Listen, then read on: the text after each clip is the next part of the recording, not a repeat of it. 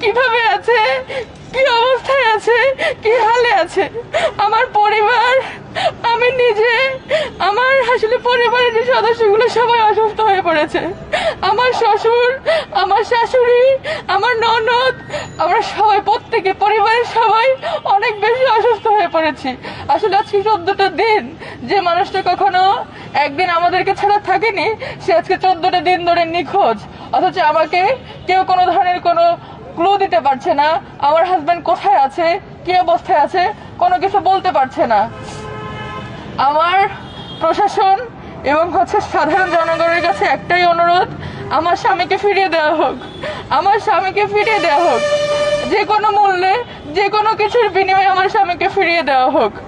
যদি আমার স্বামীর প্রতি, স্বামীকে নিয়ে যদি আপনাদের কোনো ডিমান্ড থেকে থাকে, আপনারা যারা নিয়েছেন তাদের যদি কোনো ডিমান্ড থেকে থাকে, আপনারা আমাদেরকে বলেন।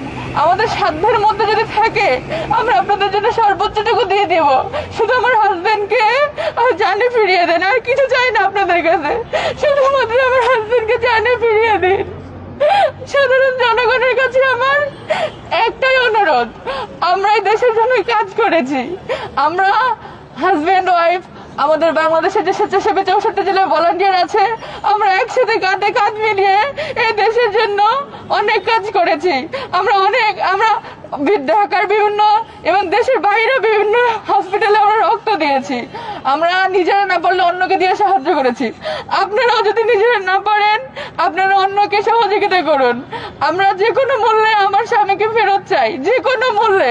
আমি প্রশাসনকে আবারও বলছি যে আপনাদের কাছে জোর দাবি, আপনারা একটু ভালো করে দেখুন যে আসলে এটার সূত্রধর কোথায় হয়েছে, এটার সূত্রটা কোথায়।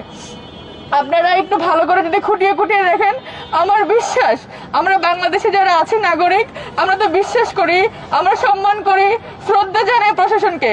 আমাদের বিশ্বাস আপনারা যদি খুঁটিয়ে খুঁটিয়ে দেখেন, তাহলে আমার হাজবেন্ডকে আপনারা বের করতে পারবেন। আজকে 14তম দিন, আমাদের পারিবারিক অবস্থা আপনারা হয়তো কিছুটা হলেও বুঝতে পারছেন। আমরা কোন পর্যায়ে এসে দাঁড়িয়েছি, আমরা কোন পর্যায়ে এসে দাঁড়ালে আমরা আজকে এখানে কথা বলতে এসেছি।